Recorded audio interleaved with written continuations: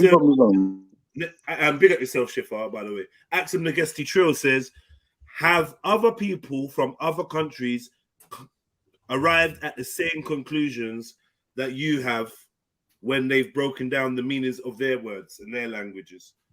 Or is this just something that pertains to English? That's a great question. I think both her and another sister were asking the same question. For people that are not speaking English and under English law, does any of what you're saying pertain to them? Well, ultimately, everything pertains to everyone in this world, because we've got to be a corporate entity in some manner, or we can't buy goods, we can't get a job, we can't buy an house, we can't do anything in this corporate world without being a name on paper. So answer to the question ultimately is a Vatican-owned Universal Postal Union, a Universal Postal Union having 194 countries within it, then all them 194 countries have got to operate under the same principles of this 3 birth certificate fraud. So what if we make it simple and we say that all these countries, we look at one being Asda, one being Tesco, and one being Sainsbury, well, if we owned all them companies or all them countries, then all we've got to do is make it a confusion from one country to another, so that we're just going to change language from English to French, from French to German. Back in language and linguistics, it were a pictorial animations on rocks and things like that, and it were a telepathic universal language where a word means 1,000 things. A picture means 1,000 things, sorry. They've actually turned that picture into 1,000 things and just distorted it and put it all across the entire planet through different civilizations and populations. Are you saying in effect that all the countries are using the same law or the same system? Well, no, the law is what people agree upon. Now, how we agree upon law in this country is because when we said state your name to court, we state that we're a Crown copyright owned birth certificate. So that means that we're one subject to an employee at Crown, and Crown follows all statutory, legal rules, legislative, written codes from Parliament. Well, in France, the people would state the name and they'd be given as if they're one employed to the Constitution of France, which is governed under that language. And they're you see, the Universal Commercial Code is what governs all law on planet, or movement of vessels on planet, of codes and things. So if England and France and Germany look up at a Universal Commercial Code, just like Morrison's, Tesco and Asda look up at retail legislation or whatever, then they're all going to interpret it different, aren't they? Like in this country, we interpret a Data Protection Act, for example, but in America... I get you. Different versions of the same thing. Yeah. Finish. If there's no... On a small sense, it's like a company where it's departmentalized so people can't speak to each other and see fraud that's going on. If there's no more questions, I wanted to quickly go back to the travel thing and then go back to the cases thing that Kemo asked after. Is that questions done, Jeds? No, it's not questions done. I'm just rolling. Just go for it. Brilliant answer. Okay, so how do you travel abroad once you get your card? Okay, that's been asked. Sorry, my bad. It hasn't been fully answered. That's why I wanted to go back to it. Okay, go for it. Okay, so the passport is something that the fiction has the right to use and enjoy, right? And we use the term creditor, but in this setup, the fiction is the debtor to the existing man or woman, the creditor, right? Now, a creditor who's taking control of a bad debt, which is what the debtor has in this case, can and does take control of that debtor's property. And the creditor is free to use that property as it sees fit or as is necessary to do whatever it sees fit to do. So I would say that it's possible to use a passport as the creditor for and on behalf of the debtor without encumbering yourself. But you have to be clear about that's exactly what you're doing. So it's some combination of the ID and the passport with some document that explains what's happening, which is like what Andrew showed at the beginning, I believe would allow people to travel. Now, I've never done it, but it makes perfect sense in the way all of this works. That's because the creditor is not liable for the debtor's debts. Well, it's the creditor and debtor is symbolised by how it's written in its capacity of a structure, isn't it? Yep. So if we look at like our idea and how we call it itself, then we've got to look at first what constitutes as a passport.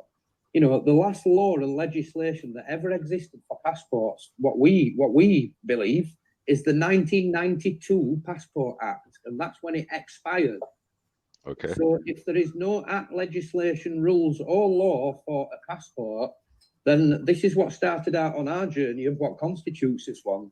And by following postal mechanics and creating a correct document and it having scrutiny at Border Force, then we believe that this is a passport in itself. I agree, it is a passport. But to answer this guy's question on a further level is we've got to get a passport, we've got to have our likeness, and we give a birth cert for it. Well, if we were, once we've got this ID, we wanted to fill in the application for a British passport, and we just know how to fill it in and change terms and conditions upon it, and then we give a true certified likeness of these details, then how can we not now get a passport as man in that capacity, which would be green for peace? Do they have the green passports? Is that a thing? There's loads of different types of passports. It's peace, isn't it? Okay. There's loads. Even an international passport. I didn't even know about that. But... All right, I've got a question for you. Can you just briefly let us know how are you surviving without a bank account, without paying utility bills? Can you in a roundabout way let us know? You might not want to tell us your personal information, but how are you doing it? We're an open book, so we don't have a bank account, but we've got a fictional character that does, and everything that we sign or do for that bank account, when we sign as the name, we always put PP after it, because PP is the person's personal representative of it, and us, full colon Andrew, full stop, is the person's personal representative. So we operate with that bank, but we don't use it much because we don't need to. If people donate to us small bits of cash, which they do, and we don't really need much, then why do we need to use a bank account? Because while we're taking a bank card out with us, a bank card can act as ID. And how it can act as ID is because on that birth cert, there is no likeness, just like that bank card. The name is the cargo. So if we take our bank card and our good identity card, well, they're going to cause controversy between themselves. And I know they can contract with one of them, but they can't contract with that. So we don't carry both together is answer to question on that. Okay. Yeah, I think when we meet up, I've got an interesting spin on this that we can discuss properly in more detail. Going back to what I was saying about the creditor having control of the fiction's property and also having power of attorney over the fiction. So we're yeah, as well, mate. I mean, obviously, we believe we've got foundations for something, but we're just guy next door. Ultimately, mate, we've just been on our own journey. We don't know everything. No, of course, likewise. So if anyone can build up on this and make it better, mate, for better at people and particularly kids, then please feel free to do it. Yeah, I believe it's just complementary. It's not even, it's side by side rather than building on top. Specifically dealing with the aspects of being a creditor in commerce and what that means practically with regard to all of these crown copyright identification documents and the ability to use them as normal. Well, I say as normal, to the ability to use them in the capacity of a power of attorney or authorized representative or a creditor in the course of their business. So you still simultaneously utilize the fiction for things like bank accounts and well, the fiction is ultimately your property. Yeah, but I'm asking if Andrew's clearly still one foot in, one foot out, still utilizing it when it's convenient for him. That's right? You got a bank account with your fiction and stuff like that, right? Okay, so I don't know if anyone is not understanding that he still has a bank account. He's just not claiming it's him. It's the fiction. He's the PP, the carer of or the representative of it. I don't know if there's anything else you need to know about that section. You know, I think people more want to know if he pays bills. We all know, because I would say this, yeah. coming from where I've come from, there was a huge section of my life where I operated like Andrew is operating now. I refused to get a passport. I refused to carry ID. I didn't have a bank account. I did everything I could to avoid entering the system. My idea was that I'm a lifelong criminal and I don't want any ID that's going to make it easier for me to be arrested. That was what my idea was when I was doing it at the time. Obviously, once I got out of jail, I realized that was a bad idea. You hear me? But we all know people that are operating in a manner that they kind of interact with the system, but they're not really interacting with the system because the system's interacting with a false name or a fictional identity or whatever it is. We all know people like that, or we all have at some stage. So it's not necessarily rocket science. You know what I mean? I opened up a bank account. The bank account to this day that I own now, I've never shown any ID for. I acquired a passport and all these things. I just jinnled it a little bit. I got my first bank account with Santander and I blagged it. I used a letter from here, a utility bill from here. I speeched the chick at the counter and she opened up my account for me. And bam, from I was on there and I had the bank account, I then used that as my ID and then compounded and kind of branched out. I'm not saying that's what you did, but there's ways to do stuff. We've had one guy open a credit union card with our good identity, right? Because the High Street banks turned him down because he needed 2 forms of ID. So he went to a credit union, got a bank account, and then he went to Lloyd's Bank with his credit union bank and his good ID, and he's now got a Lloyd's Bank account that just says Stephen on it. There you go. Okay. So there you go, Kemmer. That's fact. That proves it, Kemmer. We're not bothered about chasing a Treasury Direct account. We're not bothered about money and different things like this. We're bothered about free kids ultimately and people. So how we can do that is by numbers. It's not ultimately an ID card in a singular or individual manner. This ID card goes to a book of deed, and there's whoever enters into book of deed will become an entry number. So that means that we're all part of the same thing. And that means that we're all people standing and growing in capacity where we can take back what's rightfully ours. All about numbers. Yeah. Always will be. And let me just answer Radar. Radar, there is no law of how to break down syllables, okay? There's no law. Okay, this is why I haven't asked him, because he blatantly said from the beginning that there's no law to it. He's just got an intuitive way and blah, blah, blah. He never indicated that it's a hard, fast law of how to break down syllables. The hidden codes, aren't there? A parse is a hidden code book. So the people that write this and create these words from this parse, they keep these books to themselves as secret because obviously they're the keys to the system of their language and control that they have in that grammatical manner. Right. Last question. How do you say? No. We got one here. Hayo Abba Janhoy 77 says, why is the St. George Cross necessary on that card? And is he aware of that flag's origins and what it means? Excellent question. Well, it's not about a St. George Cross, is it? Because it's ultimately got something else in corner, hasn't it? Which is our part of flag. So it might look like a red cross, but ultimately it's more than that. It's about the words of it. We are good.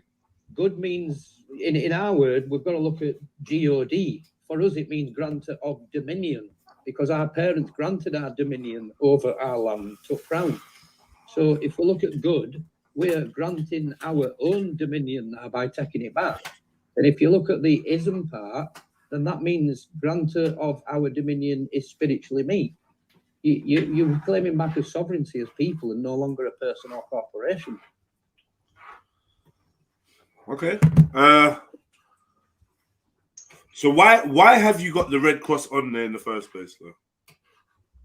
It would. To be honest, we can't really answer that. It was just some that were intuition to us to just create that. I mean, ultimately, all this is a vessel, and we're not going to need vessels when there's real people here in numbers, is there?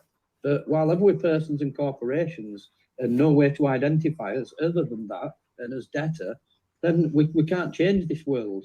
All right. We're Do you always gonna- see some kind of lawful need for a flag or a crest?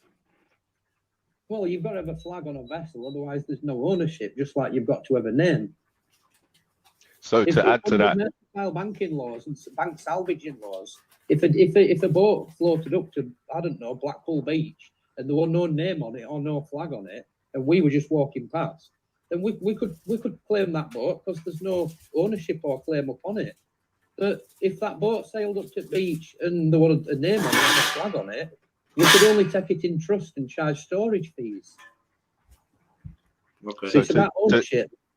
To clarify then, Andrew, that flag, your custom flag that you got that looks similar to the St. George's Cross, that could have been a completely different image in its place that you just created as your flag or as your crest. Yeah. Yeah. That should answer the question, Hail Abajana. It's the more what's in top left corner of it, what's the significance to us, because we created that itself, and there's a lot of meaning in it. We've got full navigational direction on globe. There's many meanings in how we did it, and drew it. And my partner helped me with symbolism on it to fill in a lot of things on it, because she understands things in that manner more than what I do. Okay. I'm just looking through, scrolling through. Okay, someone's asked. I think I know the answer to this. What happens in the event of your death to all your assets and possessions? Well, if you don't mind, I'm going to make it last question, Okay. because I do want to get off. But Okay. what we see is why we look at real beneficial mineral rights. We see mineral rights as being as children. For example, bones being made up of calcium, things like this, which are minerals. We don't see ourselves. But how could we use a Crown copyright owned name and then pay a promise, which is a promissory note under 1868 promissory act, a bank note?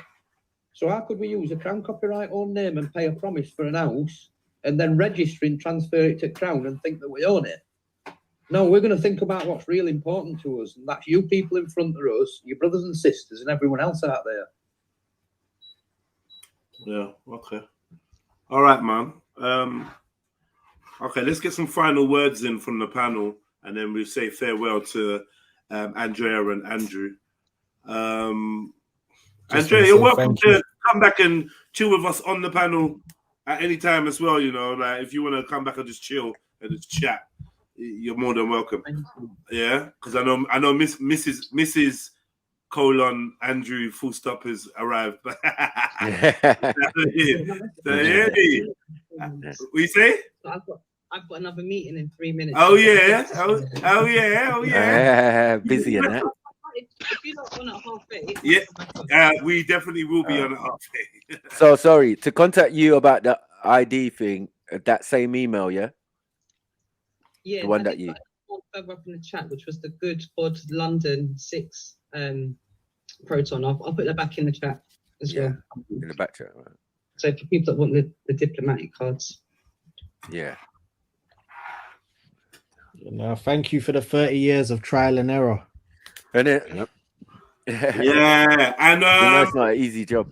Just quickly before you go, Andrew, because my friend here, Tizza, this fella here, I don't know if you can see the screen or whatever, but he actually has a website called mychildisfree.com. You want to check that out at your leisure, and he's basically formulated a technique to get your child a passport without a birth certificate.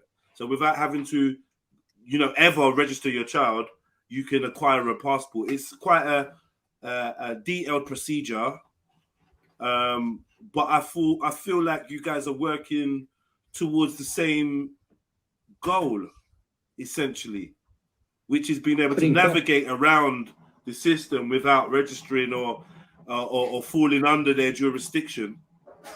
Do you know what I mean? And keeping your sovereignty. So if you could, at your leisure, check that website out. I'm sure there's a contact area there, and hit him up. And I'll send on any details I can to him, because I think between you guys.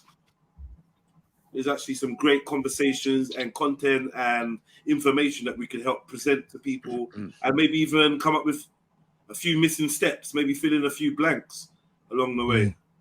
So yeah, I appreciate it. I just wanted to make sure you was aware of that website. I know I told Andrea.